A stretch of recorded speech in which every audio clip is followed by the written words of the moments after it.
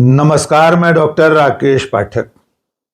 Iran और America के बीच लागू हुआ सीज फायर चंद घंटे के भीतर ही फायर हो गया है। इजराइल की हरकतों के चलते इस सीज फायर की धज्जियां उड़ गई हैं। एक तरफ इजराइल ने लेबनान पर ताबड़तोड़ हमले किए हैं और इसके जवाब में ईरान ने न सिर्फ हॉर्मुज जल डमरू मध्य को एक बार फिर बंद कर दिया है, बल्कि इजराइल की राजधानी तेल अवीव पर एक बार फिर से मिसाइलें बरसाई हैं। तीसरी तरफ अमेरिका, जिसने सबसे पहले सीज फायर का ऐलान किया था, उसने कह दिया है कि ईरान के 10 सूत्रीय प्लान को कचरे की पेटी में फेंक दिया गया है। इसके बाद राष्ट्रपति डोनाल्ड ट्रंप ने ईरान पर एक और बहुत बड़े हमले की धमकी दी है। इन तमाम परिस्थितियों के बीच में दुनिया के कई देशों में इस युद्ध के खिलाफ जनता सड़कों पर उतर आई है। जापान से लेकर ग्रेट ब्रिटेन तक आम लोग इस युद्ध के खिलाफ इजराइल के दूतावासों सहित अपनी अपनी संसद के सामने प्रदर्शन कर रहे हैं। लेकिन राष्ट्रपति डोनाल्ड ट्रंप, अमेरिका, इजराइल के प्रधानमंत्री बेंजामिन नेतन्याहू और इजराइल इस सीज फायर को बलाए ताक रखकर दुनिया को एक बार फिर बड़ी जंग की ओर ले जा रहे हैं।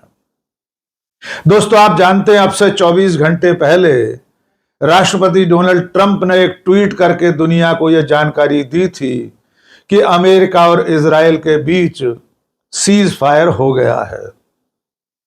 अगले 2 हफ्ते तक दोनों पक्ष एक दूसरे पर किसी तरह का कोई हमला नहीं करेंगे।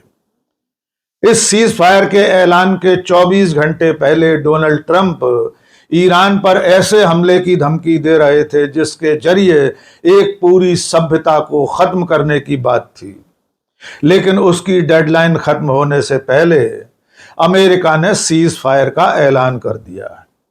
इसके बाद ईरान के विदेश मंत्री अब्बास अरागची ने भी ट्वीट करके इस सीज फायर की तस्दीक कर दी थी। इस पूरी बातचीत में, सुलह की इस कोशिश में पाकिस्तान के प्रधानमंत्री शहबाज शरीफ और वहां के फील्ड मार्शल असीम मुनीर का नाम भी दोनों पक्षों ने लिखा था। लेकिन सीज फायर का ऐलान हुए चंद घंटे ही बीते थे कि इजराइल अपनी हरकतों पर वापस आ गया।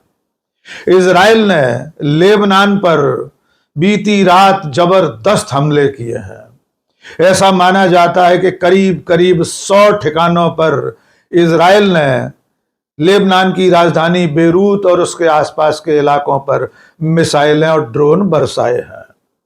अब तक की जानकारी के मुताबिक इन हमलों में कम से कम 250 से ज्यादा लोग मारे जा चुके हैं। आइए इजराइल के लेबनान पर हमले की चंद तस्वीरें देख लीजिए। इससे आप अंदाजा लगा पाएंगे कि इजराइल ने जानबूझकर लेबनान पर हमला किया है ताकि इस सीज फायर को खत्म किया जा सके, जबकि ईरान ने सीज फायर की शर्तों में लेबनान पर हमले भी तत्काल रोकने की मांग रखी थी। आइए इजराइल पर लेबनान के हमले देख लीजिए।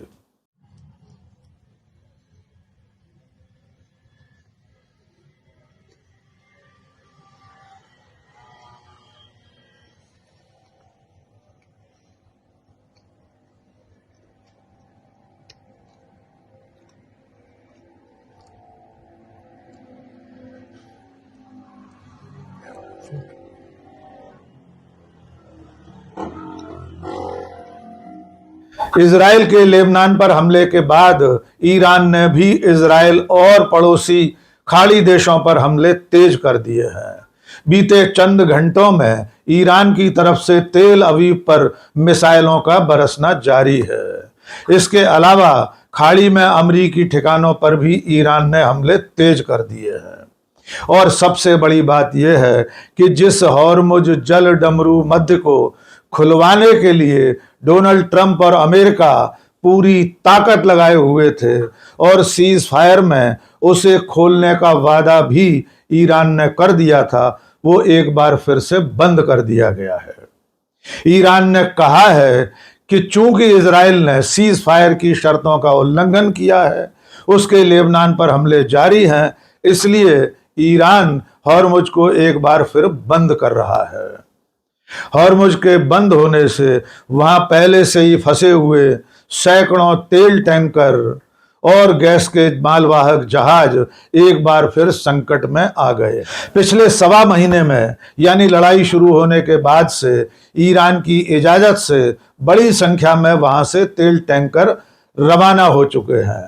फिर भी आज भी हॉर्मुज में 425 तेल टैंकर और 51 गैस ढोने वाले जहाज रुके हुए हैं, फंसे हुए हैं।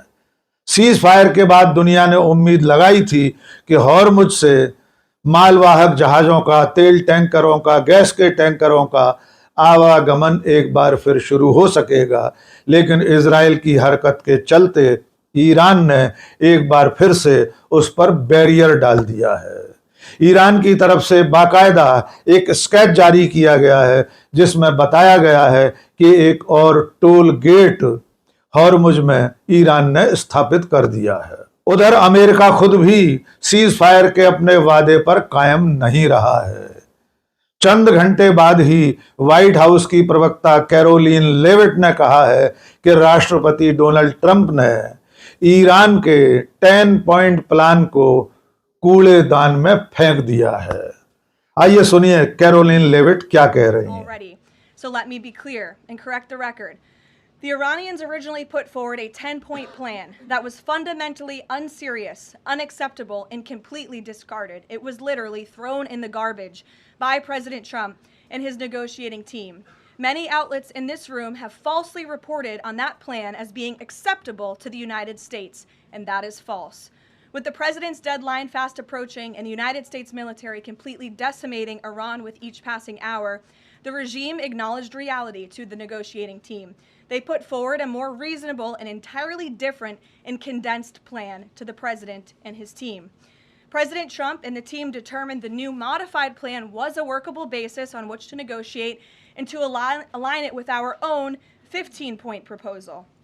The president's red lines, namely the end of Iranian enrichment in Iran, have not changed. And the idea that President Trump would ever accept an Iranian wish list as a deal is completely absurd. राष्ट्रपति Donald Trump ने भी Iran को एक बार फिर धमकी दी है। Trump ने अपने सोशल मीडिया प्रोफाइल पर लिखा है, अमेरिका के सभी जहाज, विमान और सैनिक अतिरिक्त गोला बारूद, हथियार और जो भी जरूरी हो उन सब के साथ ईरान के आसपास बने रहेंगे। यह तब तक रहेगा जब तक असली समझौता, रियल एग्रीमेंट पूरी तरह से लागू नहीं हो जाता। अगर किसी कारण से यह समझौता नहीं होता तो शूटिंग शुरू हो जाएगी और वो पहले से कहीं अधिक ज्यादा बड़ी, बेहतर और मजबूत होगी। यह बहुत पहले तय हो चुका था। ट्रंप आगे लिखते हैं, यह सभी झूठी बातों के बावजूद कोई न्यूक्लियर हथियार नहीं होंगे और हॉर्मुज का जल डमरू मध्य खुला और सुरक्षित रहेगा। इस बीच हमारी महान सेना लोड हो रही है और अगली जीत का इंतजार कर रही है। अमेरिका वापस आ गया है। डोनाल्ड ट्रंप के इस नए ट्वीट से साफ हो गया है कि सीज फायर के बावजूद डोनाल्ड ट्रंप इस समझौते पर खुद ही कायम रहने वाले नहीं है। अगली बड़ी लड़ाई के लिए अमेरिका की फौजें ईरान की तरफ रवाना हो गई हैं। सीज फायर के चंद घंटे बाद लड़ाई एक बार फिर भड़कने पर दुनिया के तमाम देशों में इस युद्ध के खिलाफ आवाजें उठ रही हैं। लंदन में इजराइल के दूतावास के सामने स्थानीय नागरिकों ने जबरदस्त प्रदर्शन किया है। लोग नारे लगा रहे हैं कि लेबनान और ईरान के खिलाफ, फिलिस्तीन के खिलाफ लड़ाई फौरन रोकी जानी चाहिए। आइए लंदन का ये दृश्य देख लीजिए।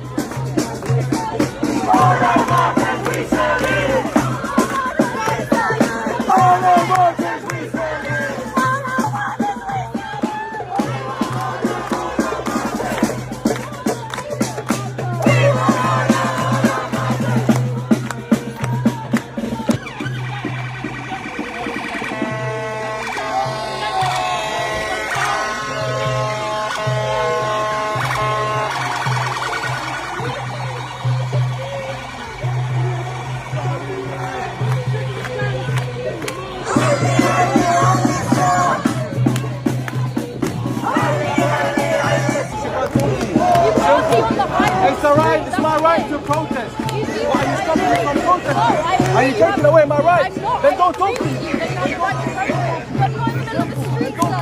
इसी तरह जापान में भी इस युद्ध के खिलाफ प्रदर्शन हुआ है। जापानी संसद के सामने इकट्ठा होकर हजारों लोगों ने एंटी वॉर नारे लगाए हैं और इस युद्ध को फौरन रोकने की मांग की है। आइए टोक्यो का नजारा भी देख लीजिए।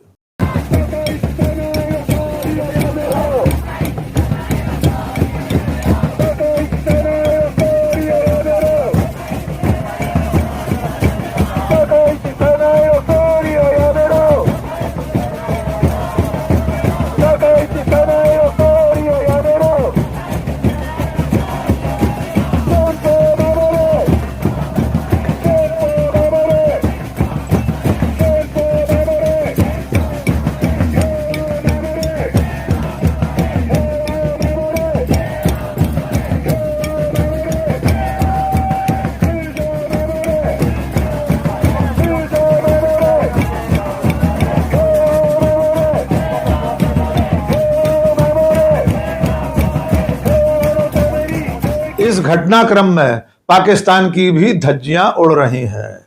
जिस पाकिस्तान ने बढ़ चढ़कर दावा किया था कि उसकी पहल पर अमेरिका और ईरान ने युद्ध विराम किया है, जिस प्रधानमंत्री शहबाज शरीफ और फील्ड मार्शल असीम मुनीर ने बड़े बड़े ट्वीट करके ये बताया था कि उनकी पहल पर, उनके अनुरोध पर राष्ट्रपति डोनाल्ड ट्रंप ईरान और इजराइल युद्ध विराम के लिए तैयार हुए हैं, उनकी आज की तारीख में कोई सुनने वाला नहीं है। युद्ध विराम की धज्जियां उड़ने के बाद, सीज फायर के ऐलान के बावजूद जब दोनों तरफ से हमले शुरू हो गए तो लोगों ने सवाल पूछा है कि अब पाकिस्तान कहां है। उसने जिस हैसियत से सीज फायर कराया था, क्या आज भी उसकी हैसियत है कि वो दोबारा लड़ाई को रोक सके? ईरान के खिलाफ चल रही इस लड़ाई में अमेरिका के राष्ट्रपति डोनाल्ड ट्रंप व्हाइट हाउस किस तरह बौखलाए हुए हैं, इसका एक सबूत और मिला है। कुछ दिनों पहले पोप लियो 14 ने इस जंग को रोकने की अपील की थी। उन्होंने साफ कहा था कि ईरान पर अमेरिका और इजराइल का हमला पूरी तरह अनुचित है, इस लड़ाई को फौरन रोकना चाहिए। पोप के इस बयान से बौखलाए हुए डोनाल्ड ट्रंप ने, व्हाइट हाउस ने पोप के अमेरिका में स्थित प्रतिनिधि को तलब करके उन्हें धमकी दी है। उनसे कहा है कि पोप अपनी जुबान बंद रखें, इस लड़ाई में किसी का भी पक्ष न लें। संभवतः ये पहली बार है कि ईसाइयों के सबसे बड़े धर्मगुरु पोप के प्रतिनिधि को व्हाइट हाउस बुलाकर इस तरह हड़काया गया है कि वे अमेरिका के खिलाफ बोलने से बाज आए। तो आप अंदाजा लगा सकते हैं कि डोनाल्ड ट्रंप और अमेरिका इस लड़ाई में किस बुरी तरह फंसे हुए हैं और उनकी कोशिशों के बावजूद इजराइल इस लड़ाई को खत्म होने नहीं दे रहा है। इसीलिए इजराइल ने लेबनान पर फिर से हमले किए हैं, जबकि ईरान की सबसे अहम शर्तों में एक शर्त यह भी है कि फिलिस्तीन और लेबनान पर हमले फौरन रोके जाएं। जब तक लेबनान पर इजराइल के हमले नहीं रुकेंगे, ईरान भी इस जंग को नहीं रोकेगा। देखना होगा आने वाले दिनों में ये लड़ाई किस मोड़ पर पहुंचती है। लेकिन इतना तय है कि जिस सीज फायर से पूरी दुनिया ने शांति की उम्मीद की थी, जिस युद्ध विराम से दुनिया को लगा था कि अब ये लड़ाई हमेशा के लिए थम जाएगी, भले ही ये युद्ध विराम 2 सप्ताह के लिए था, लेकिन लोगों को उम्मीद थी कि इसी में से स्थायी शांति का कोई रास्ता निकलेगा। उन सारे लोगों की उम्मीदों पर आज पानी फिर गया है। आज के इस वीडियो में बस इतना ही। बहुत बहुत शुक्रिया। जय हिंद।